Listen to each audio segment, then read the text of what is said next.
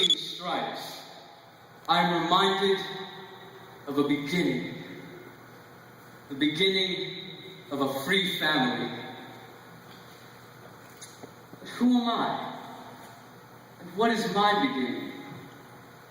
It was the year 1732 in Westmoreland County, Virginia, where I was born into work rather than wealth. As a boy, I strove to be the best at anything and everything. Whether it was work, manners, or discipline, I knew I could always do better. As a child, I surveyed land, and I was the very best at it. The experience made me resourceful and toughened my body and mind. I had a passion for adventure. Until, of course, the war.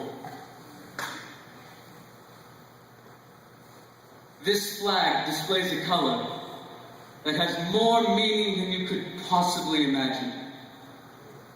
When I see the blue of our flag, I am reminded of perseverance and vigilance. I am reminded of leadership, qualities I enjoyed learning as a British colonial soldier in the French and Indian War. My passion for adventure quickly turned into a passion for war, a passion for battle. At age 23, I was made commander of all the Virginia troops, and victory was ours. After the French and Indian War, I was elected into the House of Burgesses. Now, I wasn't very vocal in these meetings, but I watched and I learned. I witnessed the powerful debates of rights and justice and individual freedom. It changed my life. It was around this time that the colonies began to grow weary of the inhumane acts of Britain. My passion for war turned into a much deeper passion. Passion for freedom. Freedom. I was selected as a delegate in the First Continental Congress. It was there that we decided that armed resistance was necessary in order to counteract the inhumane acts of Britain. But that armed resistance quickly turned into full-blown war. A war, a revolution. We traveled to the Second Continental Congress, knowing that war was on the horizon. I came dressed in full military wear. If America was going to fight the most powerful military force in all the world, I was going to lead. I was appointed commander-in-chief.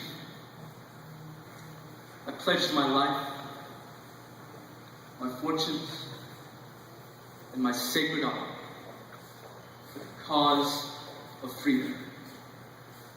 That year in 1775, I began my duty as commander. I quickly showed my authority to my men. I frequently asked them, "Are these the men to which I am to defend America? Are these the men to which I am to defend America?" I challenged my men. These weren't the well-furbished soldiers of the crown. They were regular men. Men who desired freedom. Freedom for me. Freedom for their families. Freedom for their country. We were ready for Britain. Words could not express all that happened during the Revolutionary War. I can still see the battlefields, filled with the blood of my men.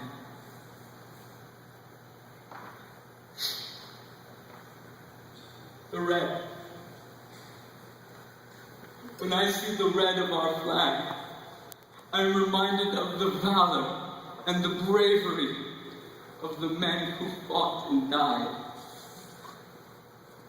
I see their blood. Those men died for me. They died for their families. They died for their country and succeeded. Victory was in our grasp. Independence was ours. Freedom was ours. America was ours. Our land began to grow. With the help of God, we wrote a new constitution that would stand the test of time.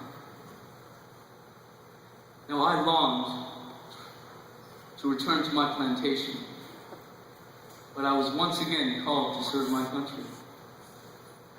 I, George Washington, was elected by the Electoral College to become the first president of the United States under this new Constitution. It was a new responsibility that would change America and the world forever.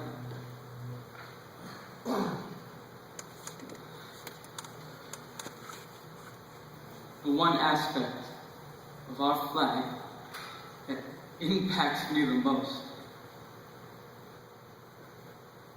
are the stars. When I see the stars of our flag, I am reminded of heaven and of God.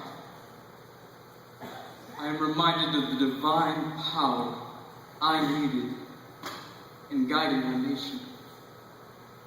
I would kneel at my booth in the Episcopal Church and pray for guidance in leading this nation. It was by God's grace that I was able to do my best in serving this country. Our ancestors who traveled to this land dreamed of an independent nation, guided by the divine power of God. And I pray that that dream stay within the hearts of Americans forever.